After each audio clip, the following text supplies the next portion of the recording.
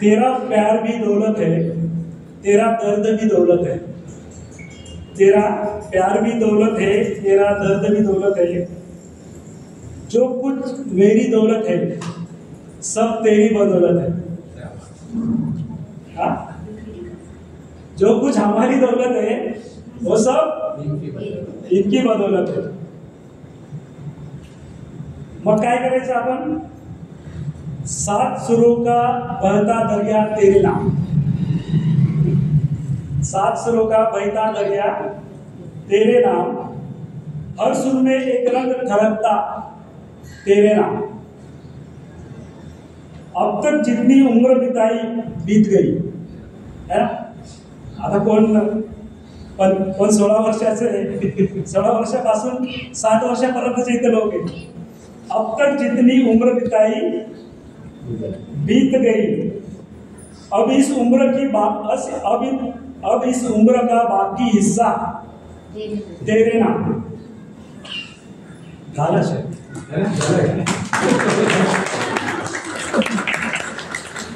आतापर्यंत जे आपण आयुष्य जगलो, म्हणजे जो काय भूतकाळ आहे तो आता परत येणार आहे का? नाही। अब तक जो बीत गया वो बीत गया। आता जे उरलेले आहे वो किसके नाम करना है? कौन कौन तैयार है? हु इज रेडी? आहे का नाही विचारू? कौन कौन तैयार छे?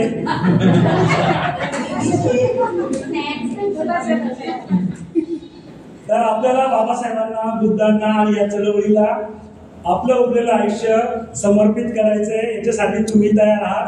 असा हात तुम्ही वर केलाय, केला ना? मग आता आपण जाणून घेऊया ही जी काही चळवळ आहे ही काय, कशाची, कशी महत्वाची आहे, याचा भंते संघटनाचा एक दृष्टिकोन आहे तो आपण ऐकून घेणार आहोत। आणि पुढचे जे काही 30 मिनिटं आहे ते आता तुम्ही, तुमचे 30 मिनिटं आहे आता तुमचे नाही, ते 30 मिनिटं माझे आता। हा जरी माझा आवाज असला, हे जरी माझं सादरीकरण असलं, पण हे जे काही विचार आहे भंतेंचे असणार आहे। आणि म्हणून काय करायचंय? अपने सीट का बेल्ट बांध। तर बंधू आणि भगिनींनो, आपण सर्वजण खूप भाग्यवान आहात।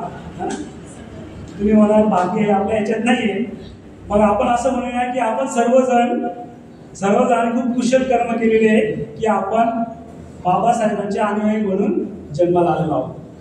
तर आपण सर्वांना हे जे काही मिळालेले आहे 3 रत्न मिळाले। तर भंतेंनी एका प्रवचनामध्ये या 3 रत्नांचं महत्त्व सांगितलेलं आहे। आणि त्या 3 रत्नांचं महत्त्व सांगत मी तुम्हाला हे सांगणार आहे की एक धर्मप्रचारक म्हणून काम करण्याची का आवश्यकता आहे।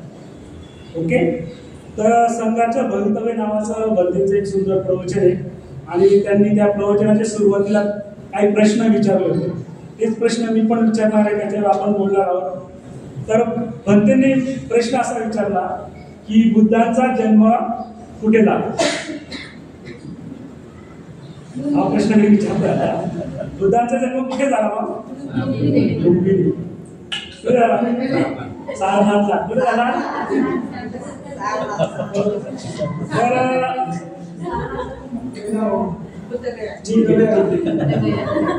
तर सिद्धार्थ गौतमाचा जन्म लुंबिनीला झाला। एक बाळ जन्माला आलं महामायाच्या पोटी।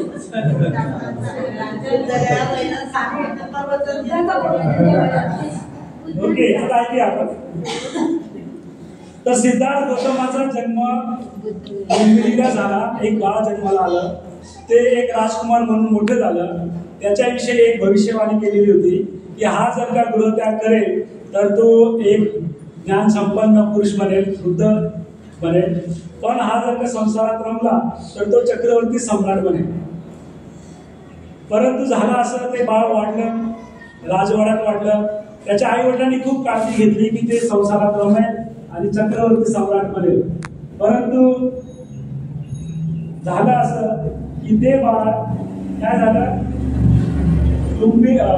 रोहिणी नदीच्या वादावरून एक वाद निर्माण झाला। तो वाद निपटवण्यासाठी मी माझ्याच लोकांचा रक्ताचा पाठ वाहणार नाही, युद्ध करणार नाही, तर मी काय करेन? जरी मला घर सोडून द्यावं लागलं, तुम्ही मला शिक्षा केली, तरी मी युद्धाच्या पक्षात राहणार नाही, युद्ध करण्यासाठी मी परवानगी देणार नाही. आणि मग झालं असं की संघाने त्यांना एक शिक्षा ठरवली आणि सांगितलं, जर तुम्ही युद्ध करू शकत नसाल तर तुम्हाला एकतर तुमची संपत्ती जमा होईल, तुम्हाला देहदंडाची शिक्षा होईल, किंवा तुम्हाला हे घर सोडून गृहत्याग करावा लागेल. आणि सिद्धार्थ गौतमाने काय निवडलं? त्यांच्या लोकांमध्ये संघर्ष होऊ नये म्हणून त्याने घर सोडलं. घर सोडल्यानंतर मग त्यांच्या समोर एक मोठी समस्या निर्माण झाली. आता मी घर सोडलंय, पण एक प्रश्न त्यांच्या मनामध्ये होता, आणि तो काय होता? दुःख मुक्तीचा मार्ग कसा शोधायचा. आणि मग त्यांना एक सुंदर संधी पण मिळाली. जरी त्यांनी घर सोडलं होतं, पण त्यांच्या मनातला प्रश्न मात्र सुटत नव्हता, आणि तो प्रश्न होता दुःख मुक्तीचा मार्ग कसा शोधायचा. आणि मग त्यांनी 6 वर्ष कठीण तपश्चर्या केली, वेगवेगळ्या गुरूंकडे त्यांनी ध्यान शिकले, परंतु त्यांच्या समस्येचं उत्तर मात्र त्यांना मिळत नव्हतं. आणि मग शेवट त्यांनी ठरवलं, हा तपश्चर्याचा जो काही मार्ग आहे त्याच्याने मला माझ्या प्रश्नाचं उत्तर मिळत नाही, म्हणून तो तपश्चर्याचा मार्ग पण त्यांनी सोडला आणि बुद्ध गयेला ते गेली. बुद्धांचा जन्म बुद्ध गयेला झाला. का झाला? कारण बुद्धांनी बोधिवृक्षाखाली बसून ध्यान केलं, स्वतःकडे बघितलं, आणि काही आठवड्यांमध्ये त्यांना बुद्धत्वाचा साक्षात्कार झाला, ते बुद्ध झाले. आणि ज्या प्रश्नाचं उत्तर आपल्याला इथं मिळालंय की ते काय झाले? बुद्ध झाले. बुद्ध झाले म्हणजे नेमकं काय झालं? तर सर्वश्रेष्ठ प्रज्ञेची त्यांना प्राप्ती झाली, अमर्याद करुणेची त्यांनी प्राप्ती झाली, परिशुद्ध मनाची त्यांना प्राप्ती झाली, आणि त्यांचा एक आध्यात्मिक जन्म झाला. एक नवा माणूस जन्माला आला. त्याचं नाव आपण त्याला काय संबोधण्यात आलं? बुद्ध. काय संबोधण्यात आलं? बुद्ध. आणि मग दुसरा प्रश्न बनते आपल्याला विचारता, मग धम्माचा जन्म कुठे झाला? धम्माचा जन्म कुठे झाला? येस. आता मात्र तुम्ही बरोबर उत्तर द्यायला लागलेले, आणि ते उत्तर बरोबरच आहे की तिथून मग बुद्धत्व प्राप्त झाल्यानंतर काही आठवडे तिथेच त्यांनी घालवले. ते एका झाडाकडे बसायचे, नंतर दुसऱ्या झाडाकडे बसायचं. काही आठवडे तर त्यांनी बोधिवृक्षाकडे एकटाक बघून त्याला कृतज्ञता पण व्यक्त केली. आणि मग जेव्हा बुद्धांना विचारण्यात आलं, त्यांना बुद्धत्व प्राप्त करून कसं वाटत होतं, तर त्यांनी सांगितलं की मला असं वाटतं की मी मानसिक बंधनातून मुक्त झालेलो आहे. जसा एखादा तुरुंगातून व्यक्ती मुक्त होतो, तसा तुरुंगातून सुटका झाल्यासारखं त्यांना वाटत होतं. जसं एखादा व्यक्ती कर्जातून मुक्त होतो, तसं त्याला कर्जातून मुक्त झाल्यासारखं जी भावना असते तसं त्यांना वाटत होतं. या जगाच्या कर्माच्या तुरुंगातून ते मुक्त झालेले एक व्यक्ती झालेले. आणि मग तिथंच झाला धम्माचा जन्म झाला, सारनाथला. जेव्हा बुद्धांना बुद्धत्व प्राप्त झालं आणि त्यांनी ठरवलं की आता हे ज्ञान वाटायचं आहे, त्यावेळेला ते नुकतेच त्यांना बुद्धत्व प्राप्त झाले, तर खूप असा प्रवाह मंडळ त्यांच्या आजूबाजूला होतं, खूप तेज त्यांच्या चेहऱ्यावर होतं, आणि त्याला काय म्हणतात, ताजं नाही का, आता मिळालेलं बुद्धत्व घेऊन त्यांनी ठरवलं की आता 5 परिवाराच्या तिथं जायचं आणि त्यांना धम्म सांगायचा. आणि मग काय झालं, परंतु त्यांना वाटेमध्ये एक गोष्ट भेटलं, एक व्यक्ती त्यांना भेटला होता, एक नग्न संन्यासी त्यांना तिथं भेटला होता. त्याने बुद्धाकडे बघितलं, बुद्धाचा त्याच्यावर इतका प्रभाव झाला की तो थांबला, अभिवादन केलं, आणि अभिवादन केल्यानंतर त्याने विचारलं की तुम्ही कोण आहात. आणि बुद्धांनी पहिल्यांदा ठामपणे सांगितलं की मी बुद्धत्व प्राप्त व्यक्ती आहे आणि मला तू बुद्ध म्हणू शकतो. पण झालं असं, जो काही धम्माचा उपदेश आहे तो उपदेश बुद्धांनी त्याला दिला असता आणि तो नग्न संन्यासी इतिहासात त्याचं नाव झालं असतं जर त्याने बुद्धांचा पहिला उपदेश लगेच तिथं ऐकला असता. पण त्याने काय केलं माहिती आहे का, त्या नग्न संन्यासाने असं केलं, त्याने विचारलं जेव्हा तुम्ही बुद्ध आहात, बुद्धांनी सांगितलं मी बुद्ध आहे, तर त्यांनी बघितलं, खांदे वर केले आणि म्हटले असाल, आणि मान डोलावून तो निघून गेला. तर काय झालं, आज आपण त्याला फक्त एक नग्न संन्यासी म्हणतोय. जर त्याने तो उपदेश ऐकला असता तर बुद्धांचा तो पहिला शिष्य झाला असता. परंतु तो काय होता, त्याने ती संधी गमावली आणि तो काय का गमावली? कारण तो दक्ष नव्हता आणि तत्पर नव्हता. हे दोन वाक्य खूप महत्वाचे बनतेनी सांगितले. तो नग्न संन्यासी दक्ष नव्हता आणि तो तत्पर नव्हता. आणि मग काय झालं तर त्याने ती संधी गमावली. कशाची संधी गमावली? तर जगामध्ये इतिहासामध्ये नाव कमवण्याची संधी त्याने गमावली. तर मित्रांनो, बंधू आणि भगिनींनो, आपलं देखील तसंच होतं. आपण देखील आपल्या समोर देखील धम्म अस्तित्वात आहे, बुद्धांचं शिकवण अस्तित्वात आहे. पण आपण काय करतो? जर आपण दक्ष राहिलो नाही, जर आपण तत्पर राहिलो नाही, तर ही संधी पण काय होईल? त्या नग्न संन्यासासारखी आपण गमावून बसू. आणि मग आपण काय करतो? संधी काय गमावतो आपण? कारण मला लग्नाला जायचं असतं, माझ्या मित्राच्या बायकोच्या भावाच्या मुलीचं कोणाचं तरी लग्न असतं, मी तिथं जात असतो. मला एखादा चित्रपट पाहायचा असतो, मला मोबाईलमध्ये रील्स बघायचे असतात, मला संसाराची काळजी असते. मुलं झाले, मग नातू झाले, मग नातूचे नातू झाले, या सगळ्यांच्याकडे मला बघायचं असतं. या सगळ्या संसाराकडे बघताना आपण काय करतो? चांगल्या गोष्टीची संधी गमावत असतो. आणि म्हणून आपण काय केलं पाहिजे? आपण दक्ष असलं पाहिजे आणि आपण तत्पर असलं पाहिजे. सुदैवाने धम्म अस्तित्वात आहे असं म्हणतात. तर आपल्याला बुद्धांचा धम्म सांगणारे लोक आहेत. बाबासाहेबांनी जो काही धम्म 1500 वर्षापूर्वी लुप्त झाला होता, तो 1956 साली काय केला? पुन्हा ते धम्मचक्र प्रवर्धित केलं. आणि तुम्हाला आम्हाला काय सांगितलं? दरेकाने दरेकाला दीक्षा द्या. काय आदेश दिला बाबासाहेबांनी? पण तो दरेक कोण आहे? त्याने दीक्षा कशी काय द्यायची? त्यांनी स्वतःच दीक्षा असं घेतली नाही. तर आपल्यावर खूप मोठी जबाबदारी आहे. हा संघ तुमच्यावर कोणती जबाबदारी देत नाहीये. त्याच्या आधीच बाबासाहेबांनी प्रत्येक जन्मलेल्या बौद्धांना एक जबाबदारी दिली आहे, दरेकाने दरेकाला दीक्षा द्यायची. पण तो दरेक कसा असला पाहिजे? तो आचरणशील असला पाहिजे. तुम्ही दीक्षा केव्हा देऊ शकणार? तुम्हाला धम्म माहित असेल तर तुम्ही धम्म सांगू शकणार. आणि म्हणून आपण काय असलं पाहिजे? संधी आपल्याला ओळखता आली पाहिजे. संधी तुमची दार ठोकवते आणि तुम्ही म्हणता की दुपारची वेळ झाली, मी झोपलोय, शेजारी जा. पण तुम्ही तसे नाहीये. तुम्ही तसे नाहीये. कारण आजचा रविवार सारखा वेळ तुम्ही इथे दिलेला आहात. तुम्ही वेगवेगळ्या क्षेत्रामधून इथं आलेले आहात. कोणी गृहिणी आहात, कोणी काम करणारे असेल, कोणी प्रोफेसर, कोणी शिक्षक असाल, कोणी वेगवेगळ्या ठिकाणी काम करणारे लोक आहात. पण तुम्ही सगळ्यांनी एक निर्णय घेतला, या संधीचं सोनं करण्याचा निर्णय घेतला आणि आज तुम्ही इथं आहात. तर आपल्याला बुद्धांनी धम्म दिला, बाबासाहेबांनी तो प्राप्त करून दिला, उपलब्ध करून दिला. आणि भंते संरक्षकांनी तो आपल्याला सोपा करून सांगितलेला आहे.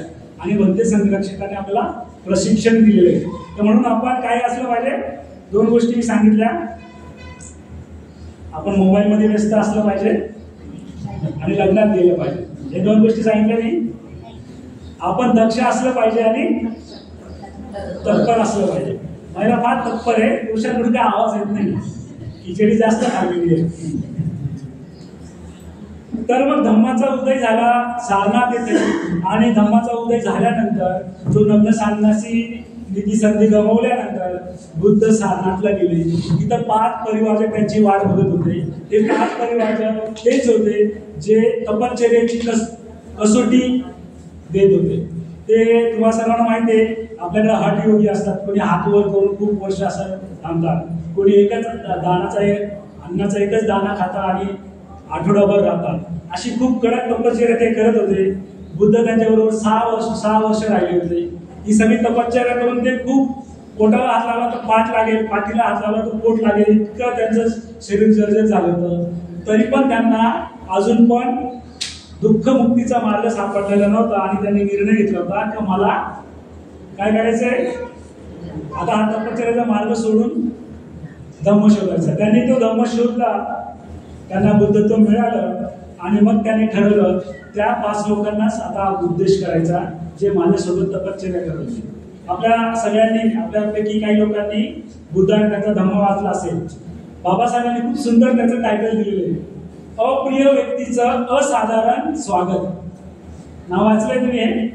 तुम्ही आता घरी जाणार तेव्हा ग्रंथ उघडा आणि ते प्रकरण वाचा. अप्रिय व्यक्तीचे असाधारण स्वागत. का झालं? बुद्ध जेव्हा येत होते, म्हणजे त्यांच्यासाठी सिद्धार्थ गौतम जेव्हा येत होते, त्या 5 लोकांनी ठरवलं की याचं स्वागतच करायचं नाही, कारण आपल्याला सोडून गेलंय. आणि असं ठरवलं त्यांनी, याला बसायला पण द्यायचं नाही, अभिवादन करायचं नाही, याच्याशी कोणी बोलायचंच नाही.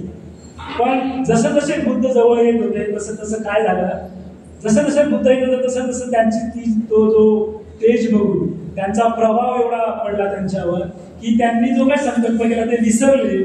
एकाने त्यांना त्यांचं स्वागत केलं, एकाने त्यांना पाय धुतले, एकाने सगळ्यांनी मिळून अभिवादन केलं आणि त्यांना उंच आसन बसायला दिलं आणि त्यांच्यापेक्षा कमी आसनावर ते बसले आणि त्यांना अभिवादन करून म्हटले की तुम्ही कसे आहात. आणि बुद्ध म्हटले की मी बरा आहे आणि मला तुम्हाला सांगायचं आहे की मी बुद्धत्व प्राप्त केलेलं आहे. आणि मग ते म्हटले की तुम्ही तर तपश्चर्याचा मार्ग सोडून दिला होता, मग तुम्हाला कसं प्राप्त झालं? तुम्ही तर सामान्य लोकांचं जीवन चालू केलं, जेवण करणं चालू केलं, मग तुम्हाला कसं काय प्राप्त झालं? मग बुद्ध म्हणाले, जरी मी सामान्य लोकांचं जरी मी जेवण अन्न ग्रहण केलेलं आहे, तपश्चर्याचा मार्ग सोडला आहे, तरी मात्र मी काही सामान्य जीवन जगलेलो नाही. तर मग त्यांनी सांगितलं की मी बुद्धत्व प्राप्त केलंय. आणि मग त्यांनी आर्याष्टांगिक मान आणि शिकवण दिली. या शिकवणीने ते सगळे प्रभावित झाले. आणि नंतर काय झालं, ते म्हणाले बुद्धं शरणं गच्छामि, ते म्हणाले धम्मं शरणं गच्छामि, ते संघं शरणं गच्छामि म्हणाले नाही. का नाही झाले? म्हणाले खूपच चांगला अभ्यास आहे महिलांचा. खरंच त्यावेळेला संघाची स्थापना झालेली नव्हती. आणि मग काय झालं तर त्यानंतर यश नावाचा एका राजपुत्राने दीक्षा घेतली. यशचे काही मित्र होते, त्यांनी दीक्षा घेतली. आणि अशा प्रकारे त्या लोकांची 60 लोकांचा एक संघ तयार झाला. या 60 लोकांना जेव्हा बुद्धांनी त्यांचा अनुभव सांगितला आणि त्याच्यातल्या काही लोकांना, बऱ्याच लोकांना अनंत परत प्राप्त झालं आणि ते देखील बुद्धांचा जो काय अनुभव आहे ते स्वतः अनुभवू शकले. आणि नंतर तिथं संघाचं उदय झाला, संघाचा जन्म झाला. मग भरते विचारला तिसरा प्रश्न, तर संघाचा जन्म कुठे झाला? कुठे झाला? येस. तर ते सारनाथ होतं, वाराणसी होतं, जिथं तुम्ही जर का बुद्ध गेला पर्यटनाला गेला, आपला एक मोठा स्तूप तुम्हाला दिसतो. तो स्तूप काय माहितीये का? तो स्तूप त्याचंच प्रतीक आहे जिथं भगवान बुद्धांनी पहिलं प्रवचन दिलं. आणि योगायोगाने बाबासाहेबांनी शेवटचं प्रवचन तिथं दिलेलं आहे आणि बुद्धांनी पहिलं प्रवचन तिथं दिलेलं आहे. तर ते पवित्र स्थळ आहे, ते तुम्ही सर्वांनी कधी ना कधी बघावं. त्यानंतर जेव्हा 60 लोकांची निर्मिती झाली, संघाची निर्मिती झाली, बुद्ध धम्म संघ हे तिघांचा जन्म झाला. आणि मग बुद्धांनी या 60 लोकांना एक उपदेश दिला. तो असा होता, बहुजनांच्या सुखासाठी, बहुजनांच्या हितासाठी, जगाबद्दल करुणा दाखवून देव आणि मनुष्याच्या सुखासाठी, हितासाठी, आनंदासाठी चारिका करा. आरंभी, मध्य आणि अंतही उत्तम असणाऱ्या धम्माचा उपदेश लोकांना करा. सार्थ, परिपूर्ण, परिशुद्ध, अर्थपूर्ण जीवनाचा आदर्श त्यांना माहीत होऊ द्या. बघा, हे शब्द किती वजनदार आहे. हे आपण आता मराठीत ऐकतो तरी आपल्याला अंगावर काटे आले असतील कदाचित. हे कसं आहे? हे सार्थ आहे, परिपूर्ण आहे, परिशुद्ध आहे, अर्थपूर्ण आहे. अशा जीवनाचा आदर्श त्यांना माहीत होऊ द्या. कोण बोललं? कोणाला बोललं? कोण बोललं? कोणाला बोललं? भिक्षू संघाला बोलले. आणि आपल्या सगळ्यांनाच माहिती आहे, बुद्धाचा हा धर्म 2250 वर्षापूर्वी जो बुद्धाचा जन्म झाला, धम्माचा जन्म झाला, संघाचा जन्म झाला. आणि या संघाने पूर्ण भारतवर्षच नाही तर जगातल्या अनेक देशांमध्ये जाऊन, आपल्या सगळ्यांना माहिती आहे, चीन, जपान, व्हिएतनाम, ग्रीक पर्यंत ते लोक पोहोचले होते. आणि पूर्ण जगात बुद्धांचा शिकवण ही पसरली. कुणामुळे पसरली? संघामुळे पसरली. परंतु काय झालं, त्याच्यानंतर अनेक वर्ष लोटले, 1500 ते 1600 वर्ष लोटले. आणि हा भारतात उदय पावलेला धम्म, हा संघ, हा बौद्धाचा धम्म ही शिकवण लुप्त झाली भारतात. त्याचे अनेक कारण आहे, पण भंते संरक्षित म्हणतात एक महत्वाचं कारण घडलं आणि ते काय होतं. भंते असं म्हणतात, हा आता एक खूप महत्वाचा निष्कर्ष आहे जो तुम्ही धम्ममित्र म्हणून दीक्षा घेताय त्यांच्यासाठी हा महत्वाचा संदेश आहे. तर ते असं म्हणतात, कशाची तरी कमतरता होती त्याच्यामुळं हा धम्म लुप्त झाला भारतात. तर ती कशाची कमतरता होती? ती कमतरता होती संघाची. आता तुम्ही म्हणाल संघ म्हणजे भगवे वस्त्र धारण केलेले भिक्षुक आहे, तर नाही.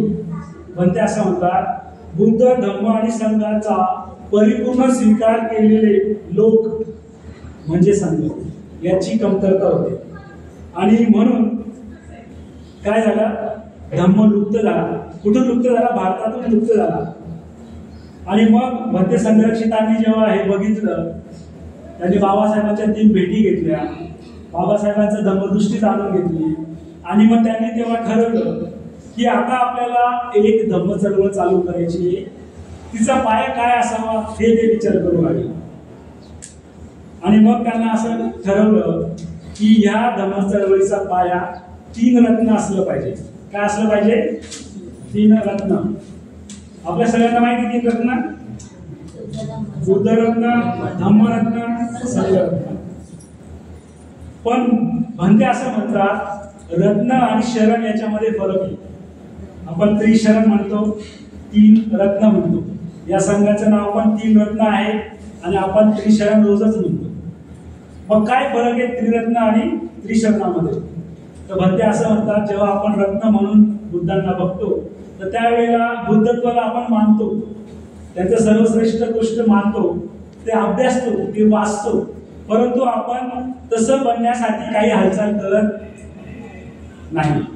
मान्य करतो की हे खूप श्रेष्ठ आहे, जगात श्रेष्ठ आहे, अनेक पुस्तकं आपण वाचतो, पण त्यांच्यासारखं बनण्याचा आपण काही हालचाली करत नाही असं भंते म्हणतात. मग धम्मरत्नाचं पण तसंच आहे.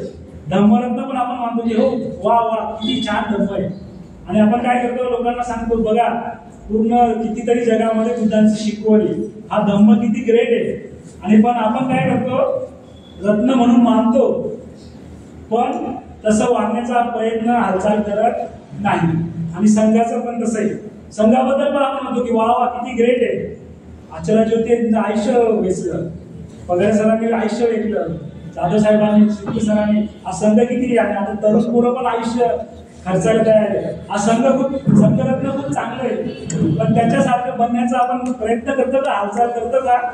नाही. आणि म्हणून बंदे म्हणतात त्रिरत्न आणि त्रिशरण याच्यात फरक आहे. मग त्रिशरण म्हणजे काय? तर बंदे असं म्हणतात, शरण म्हणजे अनुसरण, म्हणजे अनुकरण. जेव्हा तुम्ही बुद्ध रत्न मानता पण म्हणता की मला पण आता बुद्धासारखं व्हायचंय, ही अवस्था मला प्राप्त करायची, याच्यासाठी तुम्ही जेव्हा हालचाल करता तेव्हा खऱ्या अर्थाने तुम्ही बुद्धम शरणम गच्छामी करत असता. जेव्हा तुम्ही त्या मार्ग समजून घेता, धम्म आचरणात आणतात, तुम्ही ध्यान करायला लागतात, तुम्ही बदलायला लागतात, तुमचं आधीचं जीवन आणि आत्ताचं जीवन याच्यामध्ये फरक व्हायला लागतो, तेव्हा तुम्ही धम्म अनुसरायला लागता. जेव्हा तुम्ही संघामध्ये जाता, वरिष्ठांचा मान करतात, त्यांचा ऐकून घेतात, त्यांचं मार्गदर्शन घेतात, त्यांना कल्याण मित्रा घेतात, आपल्या पापदेशना करतात, त्यावेळेला तुम्ही खऱ्या अर्थाने संगम शरणम गच्छामी करत असतात. आणि म्हणून भंते संघर्षित म्हणतात की या धम्मचळवळीचा पाया मी काय ठरवलं मग? या धम्मचळवळीचा पाया काय असलं पाहिजे? मग त्रिरत्न असलं पाहिजे का? या त्रिशरण असलं पाहिजे? त्रिशरण, यस. आणि म्हणून भंते म्हणतात की या धम्मचळवळीचा पाया मी त्रिशरण ठेवलेलं आहे. आणि म्हणून ते म्हणतात की नुसतं त्रिशरण त्रिरत्नांना मानल्याने तुम्ही बौद्ध होत नाही, तर प्रत्यक्ष ग्रहण जेव्हा करतात तेव्हाच तुम्ही बौद्ध होऊ शकता. आणि आपली पहिली प्रतिज्ञा बोधिसत्व यांनी सांगितली, काय? ठेवा उद्या उजवा हात उद्या, अरे ठेवा ना उद्याचा, आणि म्हणा ही प्रतिज्ञा, मी बौद्ध आहे, मी बौद्ध आहे, मी बौद्ध आहे. यस. आणि बौद्ध कसं व्हायचं मग तुम्हाला? आचरण करून. आणि म्हणून भंतेंनी एक निष्कर्ष काढला की बुद्धांची शिकवण हे प्रत्येकाने व्यक्तिशः आचरणात आणायची आहे असते. दुसरा कोणी तुमच्यासाठी आचरण करणार आहे का? समजा एकदा खूप सुंदर अशी व्हेज बिर्याणी आपण खाल्ली, हा तुम्ही म्हणाल घरी फोन करून, हा आता माझा मुलगा घरी कबीर, त्याला असं म्हणू शकतो का की कबीर मी तुझ्यासाठी इथं खिचडी खातो, याचा लाभ त्याला होईल का? तो स्वाद त्याला कळेल का? आणि म्हणून भंते असं म्हणतात की काय करायचंय, बुद्धांची शिकवण प्रत्येकाने व्यक्तिशः आचरणात आणायची. व्यक्तिशः, कोणी दुसऱ्यासाठी नाही. कोणासाठी? बुद्धांसाठी नाही, बाबासाहेबांसाठी नाही, अचला सतींसाठी नाही, बोधिसत्वांसाठी नाही. कोणासाठी? स्वतःसाठी. आणि हा निष्कर्ष त्यांनी काढला आणि त्यांनी त्रिरत्नांचा, त्रिशरणांचा जो काही पाया आहे तो याचा पाया काय आहे. मग तुम्ही कुठल्या संघटनेमध्ये आहात तर तुम्ही संघटनेमध्ये नाही, तुम्ही चळवळीत आहात. आणि या चळवळीचा पाया काय आहे? ही चळवळी इतक्या वर्ष गाठी पण माहिती आहे का? या चळवळीचा पाया काय आहे? 3 शरण, बुद्ध, धम्म आणि संघ. या चळवळीत जेव्हा तुम्ही येता तर तुम्ही स्वतःची जबाबदारी घेता आणि तुम्ही स्वतःसाठी आचरण करता. कोणासाठी करता? आणि म्हणून एक सुंदर उदाहरण त्यांनी दिलं की समजा तुमच्या गावामध्ये एखादी रोगराई आली, पसरली, तर सरकारने काय केलं? सरकारने मोठे मोठे दवाखाने बांधले. हा मोठे मोठे दवाखाने बांधले तर तुमचा रोग बरा होईल का? काय करावं लागलं? असं तिथे डॉक्टर आणि औषधं पाहिजे. जर तिथं मोठे मोठे सरकारने दवाखाने बांधले आणि तिथे डॉक्टर नसतील आणि त्या डॉक्टरांकडे औषधं नसतील तर तो त्या शहराचा आजार बरा होईल का? नाही होणार. आणि म्हणूनच भंतेंनी हे उदाहरण दिलं. ते असं म्हणतात की आपल्याकडे मोठे मोठे विहार आहेत, नाही का? मोठे मोठे विहार आहेत आपल्या घरात. प्रत्येकाच्या घरात किमान 2 किलो पासून 10 किलो पर्यंतची बुद्धांची पितळाची मूर्ती तरी आहेच, नाही का? आहे का नाही? प्रत्येकाकडे मूर्त्या आहेत, विहार आहेत, म्हणजे दवाखाने आहेत. कोण कशाची कमतरता आहे? रोग का जात नाही? अरे डॉक्टरांची कमतरता आहे आणि डॉक्टरांकडे काय पाहिजे? औषधं पाहिजे. जोपर्यंत हे डॉक्टर तुम्हाला औषध देणार नाही तोपर्यंत त्या दवाखान्याचा काय उपयोग आहे का? नाही. आणि म्हणून आपल्याला काय करायचं? मग आता मोठे मोठे दवाखाने तर बांधले, दवाखाना तर बांधले, प्रशिक्षित डॉक्टर तर पाहिजे. तर प्रशिक्षित डॉक्टर पाहिजे आणि त्यांच्याकडे दवाखाना पाहिजे, दवा पाहिजे, औषधं पाहिजे. आणि औषधं काय आहे? मग औषध काय आहे? औषध आहे धम्म, शिकवण. आणि म्हणून तुम्ही सर्वांनी काय केलेलं आहे? सगळ्यांनी प्रतिज्ञाबद्ध झालेलं. आता तुम्ही बौद्ध पहिली प्रतिज्ञा झाली, दुसरी प्रतिज्ञा काय आहे मित्रांची? मी पंचशीलाचं आचरण करेल. कोण करेल?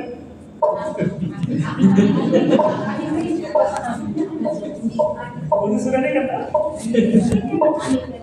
पंचशिलाचं मी आचरण करेल. बौद्ध मी आहे.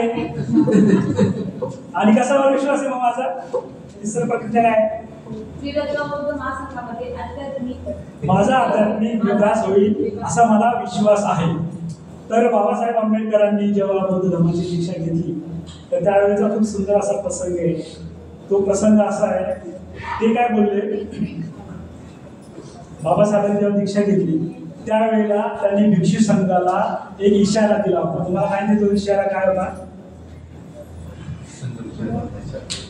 ते असं बोलले की मी बुद्धम शरणम गच्छामी म्हणेल, धम्मम शरणम गच्छामी म्हणेल, मी संघम शरणम गच्छामी म्हणणार नाही. काय झालं असेल त्या भिक्षू संघाचं? त्यावेळेला उच्चंद्रमणी होते तिथं आणि खूप सारे सिनियर, त्यावेळेचे भारतातले सिनियर भिक्षू होते. जेव्हा हे वाक्य ऐकलं त्या सगळ्यांना खूप आश्चर्य वाटलं. आणि हे बोलणं बाबासाहेबांना का अपेक्षित होतं? बाबासाहेब असं का बोलले ते? कारण बाबासाहेबांना त्यांना इशारा द्यायचा होता. बाबासाहेबांना त्यांना हे सांगायचं होतं की मी जेव्हा पूर्ण बौद्ध काही लोक बघितले, बौद्ध देश बघितले, तर तिथं मला असं आढळलं की भिक्षू संघ हा व्यवस्थित काम करत नाही असं त्यांना लक्षात येतं. आणि मग ते काय बोलले, हा ते बिहारवासी झालेले. एक शब्द आणखी ते कठोर बोलले, ते म्हटलं की ते एक खाऊ झाले, असा शब्द आलाय. एक खाऊ म्हणजे काय, खाताय अपूर्व घेताय पण काम करत नाही, असा आक्षेप त्यांनी केला, असा इशारा त्यांना द्यायचा होता. आणि मग नंतर त्या सगळ्या लोकांनी त्यांना समजवलं. अर्थात बाबासाहेब बोधिसत्व होते, त्यांना समजायची गरज नव्हती. त्यांचा हा इशारा होता कोणाला, भिक्षू संघाला. आणि तोच इशारा आता तुम्हाला आणि आम्हाला पण. काय इशारा आहे तो, की एकदा का आपण बौद्ध झालो, एकदा का आपण धम्म घेतला, एकदा का आपण संघामध्ये मैत्री विकसित केली, तर काय करायचंय, चला मिळाला आता मित्र मिळालेच घालायचा. आता पुढच्या 14 एप्रिलला मे महिन्यामध्ये येणाऱ्या पौर्णिमेलाच यायचं. मध्ये आहे आपला मोबाईल, नाही का, मोबाईल आहे, असं काय काय मित्राच्या, भावाच्या, मुलीच्या, कोणाकोणाचं लग्न नाही का.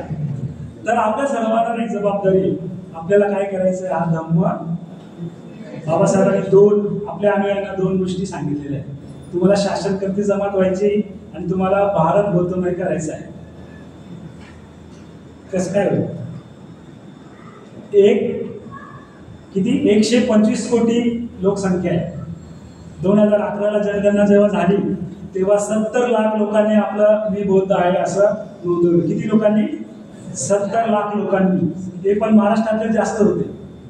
मग मला सांगा, बाबासाहेबांचे तुम्ही जर गाणं घ्या, त्यावेळेला गाणं होतं 9 कोटीचा राजा. कोणी कोणी ऐकलंय, दलितांचा राजा भीमराव माझा.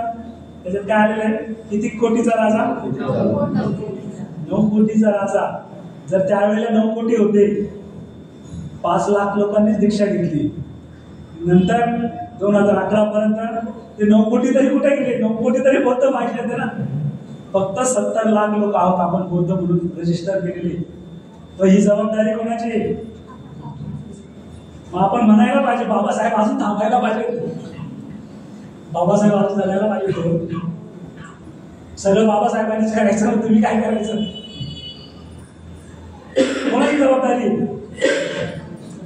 बाबासाहेबांनी तुम्हाला रस्ता दिला, चालण्याचं काम कोणाचं आहे, बाबासाहेबांनी मला औषधं दिली, प्रिस्क्रिप्शन दिली, डॉक्टर दिले, दवाखाने पण देऊन टाकले बाबासाहेबांनी. औषध घेईल कोण, आपण. तर बंधू आणि भगिनींनो, बाबासाहेबांनी जो काही इशारा दिला तो फक्त भिक्षू संघालाच नव्हता, तर तो उपासकांना होता आणि बौद्ध संघाची होता. या देशामध्ये एक असा मोठा गैरसमज आहे. काय गैरसमज झाला तो, की बौद्ध धम्म हा भिक्षूंसाठी आहे, उपासकांसाठी. काय, उपासकांनी फक्त भिक्षूंना दान द्यायचं, त्यांची काळजी घ्यायची, उपासकांचा काय घ्यायचं धर्माची आणि आचरणाची. हा एक मोठा गैरसमज. कोणते असं म्हणतात की हा खूप मोठा गैरसमज भारतीयांमध्येच नाही तर पूर्ण जगातल्या लोकांमध्ये, की धम्म कोणासाठी आहे, कोणासाठी कश्य धम्म कोणासाठी, भिक्षूंसाठी. आणि आपण काय करायचं, त्यांना दान द्यायचं. आणि आपण आचरण नाही केलं तरी चालेल का. आणि म्हणून भंते इथं सुरू होता. भंतेने बाबासाहेबांची दृष्टी इथंच पकडलेली. भंते असं म्हणतात की उपासकांचं, सहाय्यकांचं, धम्ममित्रांचं, धम्मचारांचं पण काम आहे. काय काम आहे, की बौद्ध धम्म हा फक्त भिक्षूंचा नाहीये. आपण जर ठरवलं तर आपण पण आचरणशील होऊ शकतो. आणि त्रिरत्न बौद्ध महासंघामध्ये म्हणते असं म्हणतात की मी जी काही शिकवण दिलेली आहे ती शिकवण अशी आहे, जर प्रशिक्षणाने टप्प्याटप्प्याने तुम्ही गेला तर तुम्ही सोतापन्न अवस्था सुद्धा प्राप्त करू शकता. आर्य संघ असतो 4 लोकांचा बनलेला, 4 जोड्यांचा. आता हा थोडीशी पुढची गोष्ट आहे, तुम्ही जर वाचन केलं असेल तर. तुम्ही त्रिरत्न वंदन ऐकले ना, त्रिरत्न वंदनेमध्ये काय म्हटलंय, संघ वंदनेमध्ये काय म्हटलंय, अठ्ठ पुरीसर गुग्गलो, 8 प्रकारच्या जोड्या, 4 प्रकारच्या जोड्या कोणाच्या आहेत त्या, पती पत्नीच्या नाही, श्रोतापन्न होणारा, श्रोतापन्न, अनागामी, संकुदागामी आणि अरहंत. भगवान बुद्धाचा जो आर्य संघ आहे तो कोणाचा बनलाय, 4 लोकांचा बनलाय. श्रोतापन्न 10 बंधनं आहेत, 10 जे आपल्याला भवचक्रात अडकून ठेवलेले, त्या 10 बंधनापैकी ज्या लोकांनी 3 बंधनं कमीत कमी तोडले तो होतो सोतापन्न. एक मनाची अवस्था आहे. आपण म्हणतो ना देव लोक, तो देव माणूस आहे. आपण माणूस, तो देव माणूस. म्हणजे काय, अधिक कुशल कर्म केलेला तो व्यक्ती असतो, त्याला आपण देव माणूस म्हणतो. पण देव आणि मनुष्यापेक्षाही पुढे जाऊन काही लोकांनी मनाची अवस्था प्राप्त केलेली असते. जसं बंदींना पाहिल्यावर आपल्याला वाटतं की बाबासाहेबांना जेव्हा लोक भेटायचे तेव्हा त्यांना वाटायचं की किती करुणावान मनुष्य आहे. तर बाबासाहेबांनी कोणती अवस्था प्राप्त आहे, आपण त्यांना म्हणतो बोधिसत्व, नाही का. तर सोतापन्न अवस्था आहे. त्याच्यानंतर आणखी काही बंधनं तोडले, 5 बंधनं आपण सेल केले नुसते आणि 3 तोडले, तर सकृतागामी, अनागामी पुढचे, आणि सगळे जेव्हा 10 बंधनं तोडले जातात तेव्हा तो अरहंत होतो. आपण म्हणतो ना अरहंताचा संघ. भगवान बुद्धांनी जेव्हा सगळ्यांना धर्म सांगितला ते सगळे अरहंत झाले. म्हणजे काय, त्यांच्या मनाच्या अवस्था या 10 बंधनाला तोडून वर गेलेल्या. आणि दुसरी कोणती स्वतःपणा, सकृतागामी, अनागामी आणि अरहंत या मनाच्या उच्च अवस्था आहे. तर म्हणते असं म्हणतात की बुद्धत्वाचं जे काही ध्येय आहे ते खूप मोठं आहे, शिखर आहे. काय त्याला म्हणतात, एव्हरेस्ट आहे. त्याच्यापर्यंत तुम्ही काय एवढा लोड नका घेऊ. तुम्ही म्हणा बुद्ध मी कसा होऊ शकेल, अनेक जन्म लागतील मला, बरोबर. पण म्हणते असं म्हणतात की ठीक आहे, तुम्ही आता जेव्हा धम्म बौद्ध होतात तेव्हा काय करता, हे भौतिक जगाकडं पाठ फिरवता आणि बुद्धांकडं चेहरा. जेव्हा तुम्ही एक पाऊल पुढे चालतात तेव्हा काय करतात, बंदे असं म्हणतात, जर तुम्ही या धम्माचा अभ्यास केला, मी जो शिकवण दिली, अर्थात बुद्धाने ती बंतेने ती शिकवण दिली नाही, तर ती बुद्धांची शिकवण सोपी करून सांगितली, ती जर तुम्ही आचरणात ती आणली तर तुम्ही स्वतःपन्न अवस्थेपर्यंत जाऊ शकता. हा विश्वास बंतेने दिला. कोण कोण तयार आहे, स्वतःपन्न आल्यापर्यंत तयार केले, कोण कोण तयार आहे. ओके, शोले पिक्चर मध्ये असला काय म्हणतो, आधे इधर जाओ, आधे इधर जाओ, बाकी मेरे पीछे आओ. आपल्याला आसराणीच्या मागे जायचंय का, आपल्याला काय करायचंय मग, तुला जेल मधला काही ती पकडायचं आहे का, बाबासाहेब पुढे चला, आम्ही तुमच्या मागे, आधे इधर मत जाओ, आधे उधर मत जाओ, सब लोग इधर आओ, इधर आओ. त्रिशरण करा, त्रिशरण बुद्ध धम्म संघ. आणि म्हणून मग आपल्याला काय करायचं, बंतेंनी सांगितलं. ह्या संघाची निर्मिती कशी झाली, तर बंते संघरक्षितांनी जेव्हा बाबासाहेबांच्या 3 भेटी घेतल्या त्यावेळेला बाबासाहेबांनी सांगितले मला खूप करायचंय, मला अजून धम्माबाबत खूप करायचंय. तेव्हा बाबासाहेबांनी खूप सारं केलेलं होतं, तरी पण बाबासाहेब काय म्हणतात, बाबासाहेबांनी 1950 साली आपल्याला संविधान दिलं. संविधानामध्ये सर्व गोष्टी तुम्हाला दिल्या का नाही. तुम्ही कुठेही राहू शकता, शिक्षण घेऊ शकता, तुम्हाला कोणी आता अस्पृश्य म्हणू शकत नाही. सगळे सगळे सगळे कायदे तुम्हाला सगळे दिलेले आहेत. तुम्हालाच नाही तर हे बघा इथं सगळ्या किती टक्के आहे, 100% आहे, सगळ्यांना देऊन टाकलं. बाबासाहेबांनी सगळं केलं, तुम्हाला स्वातंत्र्य मिळालं. लिबर्टी आणि फ्रॅटर्निटी 2 शब्द आहे. लिबर्टी म्हणजे काय, स्वातंत्र्य, आणि काय, फ्रीडम.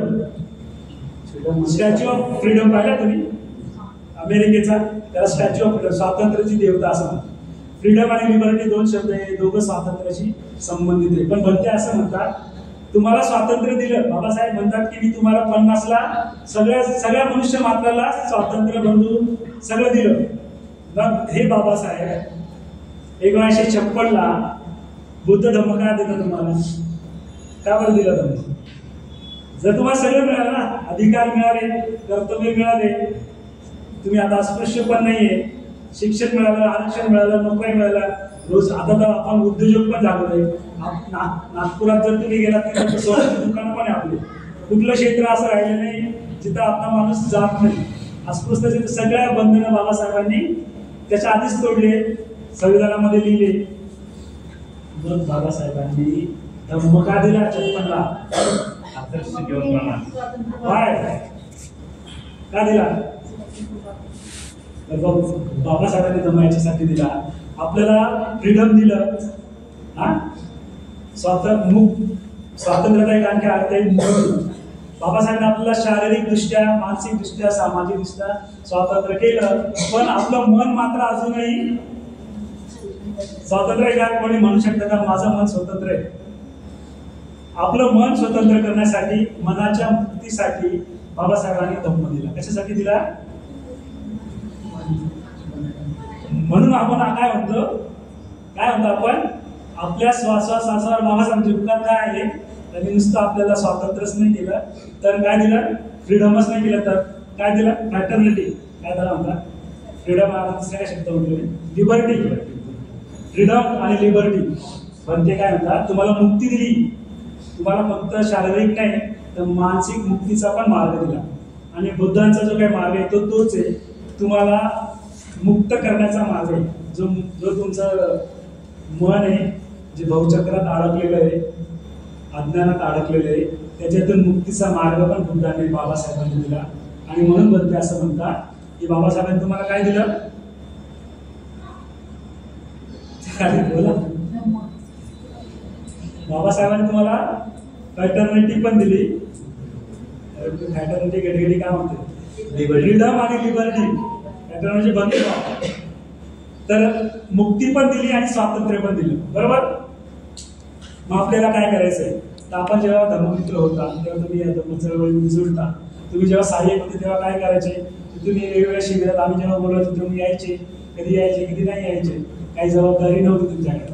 तुम्हाला आम्ही काम पण नाही सांगायचं, नाही का? तुम्ही या सर या. 7 वाजता 7:30ला मला कॉल करा. चालू झालं का मी येतो. तोपर्यंत तुम्ही सहाय्यक होते.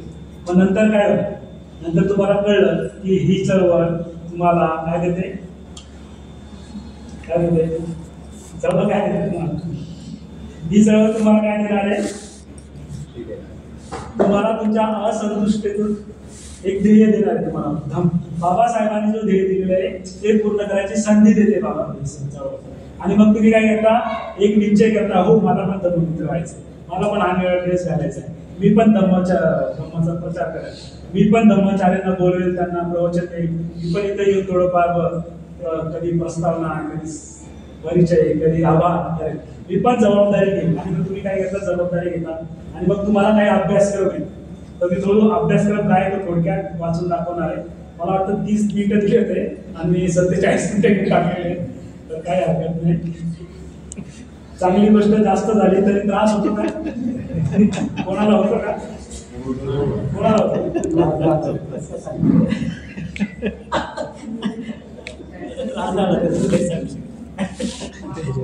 तर आता आपण ऐकणार आहोत आपला अभ्यासक्रम काय. तुम्ही ज्या शाळेमध्ये ऍडमिशन घेतलं त्याचा अभ्यासक्रम काय आहे? तर धम्मसहायकांचा जो काही अभ्यासक्रम तो थोडक्यात वाचून दाखवणार आहे. तो असा आहे: पूजा विधी आणि त्याचा अर्थ, श्रद्धा म्हणजे काय हे सहायकांचा अभ्यास मध्ये. त्यानंतर बुद्धम शरणम गच्छामी म्हणजे काय, त्रिरत्न नावाचा एक सुंदर अभ्यासक्रम सहायकांसाठी, हे पुस्तकच आहे त्यांचं. त्यानंतर शील समाधी प्रज्ञा, शील धम्मका स्वरूप, बाबासाहेब आंबेडकर आणि धम्मक्रांती, सुंदर पद्धतीचं प्रवचन आहे. त्याच्यामध्ये बौद्ध धम्म का स्वीकारला पाहिजे हे दिलेले. 22 प्रतिज्ञांचा अभ्यास आहे. ध्यान काय आहे, भगवान बुद्ध आणि त्याच्या धम्माचं भविष्य या प्रवचनावर अभ्यास आहे. आणि शेवटचा अभ्यासक्रम सहायकांचा 3 प्रतिज्ञा, 3 घोषणा ज्या आता तुम्ही घेतल्या. हे सगळं अभ्यासक्रम केल्यानंतर तुम्ही धम्ममित्र होता. आणि धम्ममित्रांचा अभ्यासक्रम काय आहे? तुम्ही ज्या कॉलेजमध्ये जातात तिथं आपण काय करतो? आपल्याला सिलेबस दिला जातो, ठीक आहे. सिलेबस काय मग तुम्हाला?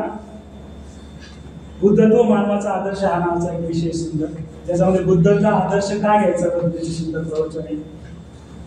मन प्रतिक्रियात्मक सृजन, त्याचा भवचक्र, आम्ही जे म्हणतो ना भवचक्र, ते नेमकं काय आहे ते तिथं शिकवलं जातं. सप्तबोधांग अंग, आध्यात्मिक समाजाचा अर्थ काय आहे, आपण ज्या संगत सामील झालो त्याचा नेमका अर्थ काय वेगळं करतात. धम्म प्रशिक्षणाच्या पद्धती आहे. त्यानंतर एक सुंदर अभ्यासक्रम आहे बोधिसत्वाचा आदर्श. आपण बाबासाहेबांना बोधिसत्व म्हणतो, हे बोधिसत्व काय म्हणतो, तो आदर्श काय आहे, हे एक सुंदर अभ्यासक्रम आहे. आणि शेवटी डॉक्टर बाबासाहेब आंबेडकर आणि बौद्ध धम्म, आंबेडकर आणि बुद्धिझम नावाचं एक पुस्तक आहे, पण त्याचं प्रवचन आहे जे मी आता सांगितलं. जनगणनेनंतर काय झालं धम्मक्रांती हे त्याच्यात आहे. तुम्ही जर का बुद्धिस्ट एक वेबसाईट आहे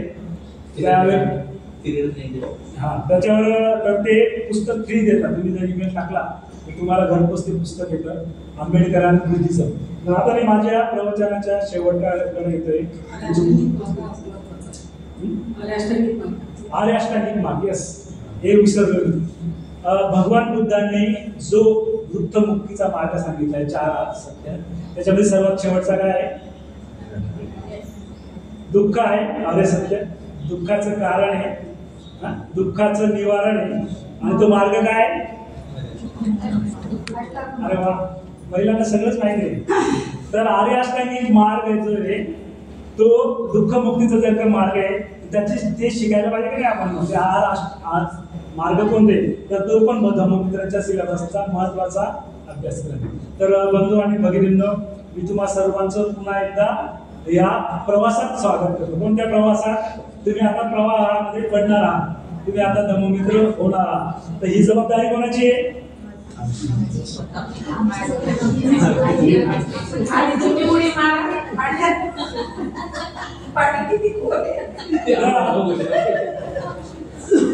ही जबाबदारी बोला वेळ.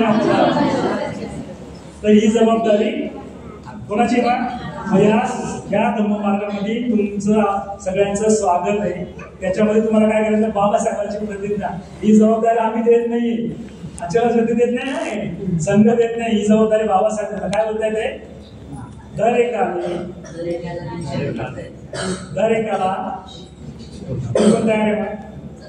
दरेकाने दीक्षा द्यायची, मग दरेकाने तयार व्हायचंय. ते तयार करण्याची जबाबदारी आमची, ही आमची जबाबदारी. तुम्हाला प्रशिक्षण देण्याची आमच्या सगळ्यांची जबाबदारी आहे. तर आपण इथं मी थांबतो. आपण खूप शांततेत माझं हे ऐकून घेतलं.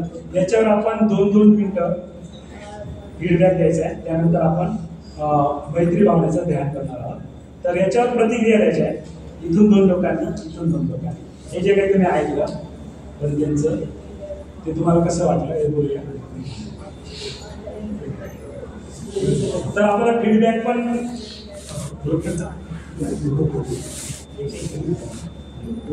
तर एक महिलांकडून फीडबॅक म्हणजे काय माहिती ना, जे काही वाचलं तुम्हाला कसं वाटलंय 1 किंवा 2 मिनिटं स्वतःहून करायचं. पॉपकॉर्न माहिती आहे? पॉपकॉर्न त्याचा जो शिजला तो उठला. तर लेडीज फर्स्ट. महिलांमध्ये